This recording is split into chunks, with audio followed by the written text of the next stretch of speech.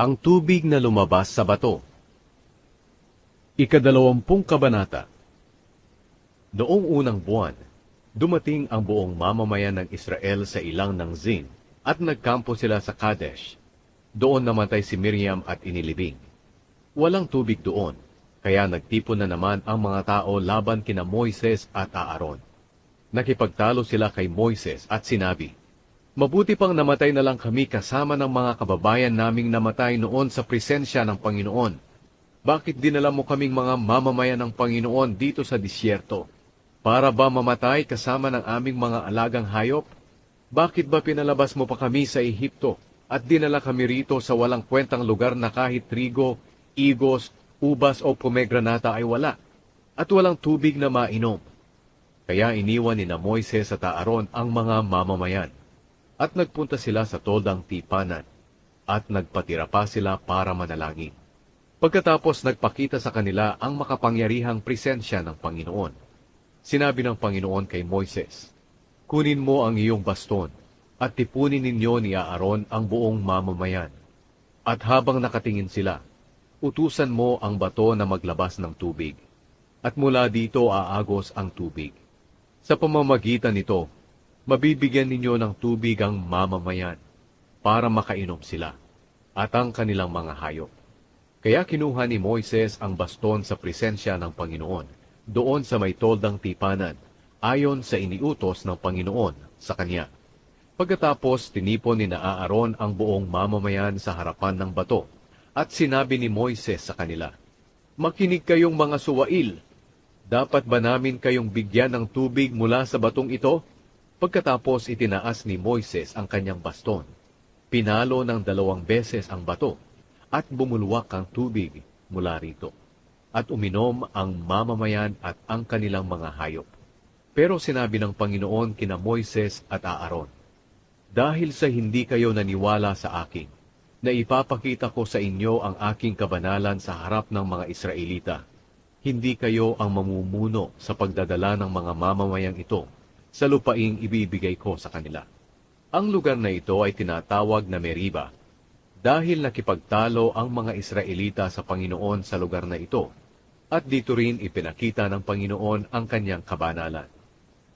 Hindi pinayagan ng mga taga-Edom na dumaan ang mga Israelita. Habang naroon pa ang mga Israelita sa Kadesh, nagsugo si Moises ng mga mensahero sa hari ng Edom na nagsasabi, "Ito ang mensahe mula sa iyong kamag-anak, ang mamamayan ng Israel. Nalalaman mo ang lahat ng kahirapan na aming napagdaanan. Pumunta ang aming mga ninuno sa Ehipto, at matagal silang nanirahan doon. Inapi kami at ang aming mga ninuno ng mga Ehipsyo, pero humingi kami ng tulong sa Panginoon, at pinakinggan niya kami at pinadalhan ng anghel na naglabas sa amin sa Ehipto. Ngayon naririto kami sa Kadesh, ang bayan sa tabi ng iyong teritoryo. Kung maaari, payagan mo kaming dumaan sa inyong lupain. Hindi kami dadaan sa inyong mga bukid o ubasan, o iinom sa inyong mga balon. Dadaan lang kami sa inyong pangunahing daan, at hindi kami dadaan sa ibang mga daan hanggang sa makalabas kami sa inyong teritoryo. Pero ito ang sagot ng hari ng Edom, "Huwag kayong dadaan dito sa amin. Kung dadaan kayo, sasalakayin namin kayo at papatayin." Sumagot ang mga Israelita, "Dadaan lang kami sa pangunahing daan, at kung makakainom kami at ang aming mga hayop ng inyong tubig, babayaran namin ito. Dadaan lang kami sa inyo." Sumagot muli ang hari ng Edom, "Hindi kayo maaaring dumaan dito." Pagkatapos tinipon ng hari ng Edom ang kanyang malalakas na sundalo para makipaglaban sa mga Israelita. Dahil ayaw magpadaan ng mga taga-Edom sa kanilang teritoryo, humanap na lang ang mga Israelita ng ibang madaraanan.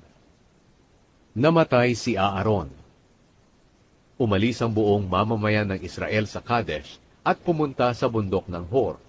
Doon sa bundok ng Hor, malapit sa hangganan ng Edom, sinabi ng Panginoon kina Moises at Aaron, "Dumating na ang panahon, Aaron, na isasama ka na sa piling ng mga yumaumong ninuno. Hindi ka makakapasok sa lupaing ibibigay ko sa mga Israelita. dahil sumuway kayong dalawa ni Moises sa aking utos, doon sa bukal ng Meriba.